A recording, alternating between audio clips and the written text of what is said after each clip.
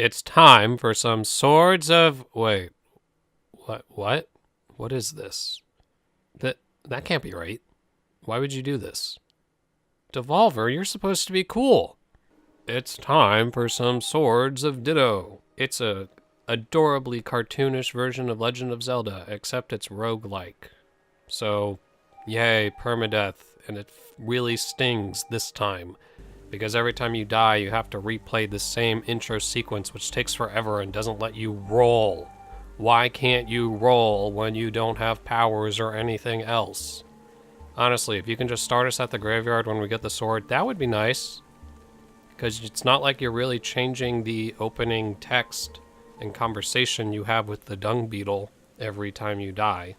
The world looks colorful and there is a lot of detail in it. I especially love being able to set a plant on fire, which will then cause the fire to spread to other plants, which could catch enemies on fire who are unlucky enough to be next to it, and then they'll be on fire, and then that can spread.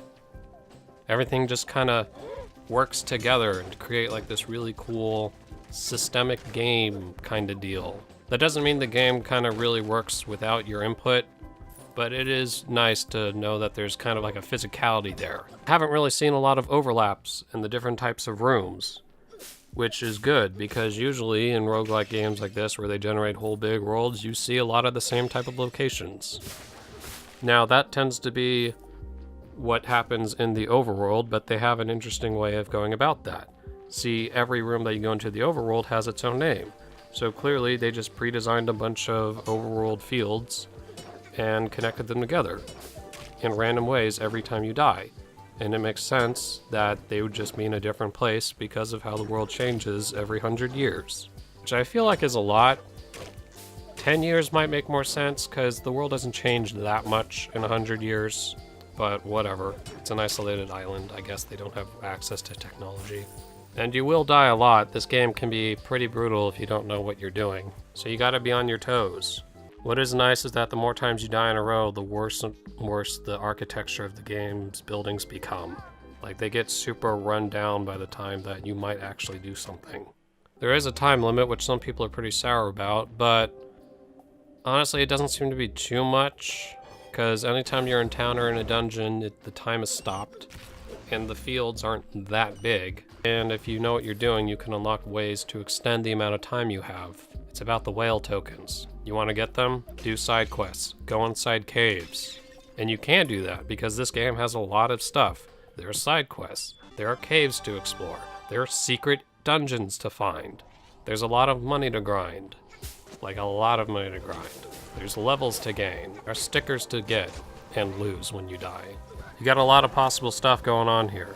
A word of warning, you're gonna want to find some kind of ranged toy as soon as possible because there are a lot of enemies that are just huge dicks if you try to get in close to them. Plus, the game's got local co-op, so you always have that.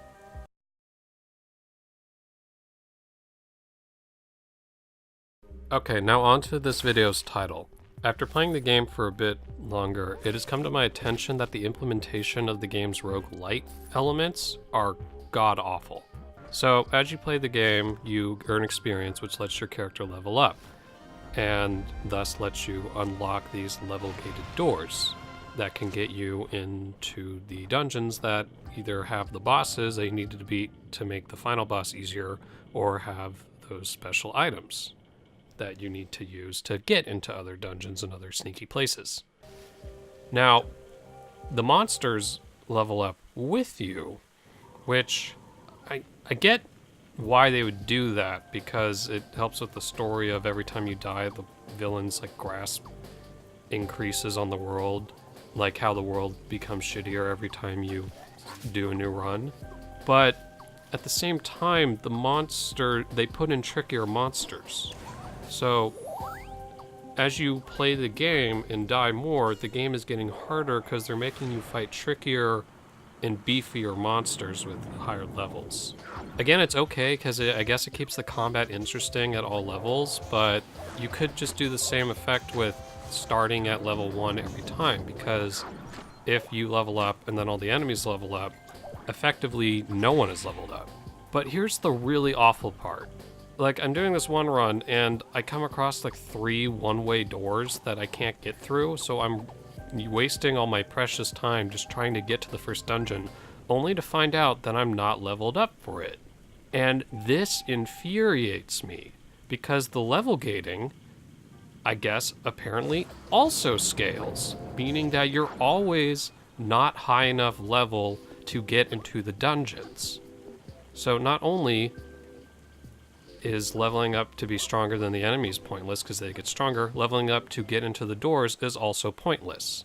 If the level gates on the dungeons were fine, then yeah, it'd be a true roguelite, where you can basically just get into any dungeon you've already been before because you've already hit that level. It gives you a sense of having progress carry over, which is the whole point of roguelite. But since it doesn't and it scales with you, the game feels like nothing carries over. To which I say, why bother level up? Why would you do this?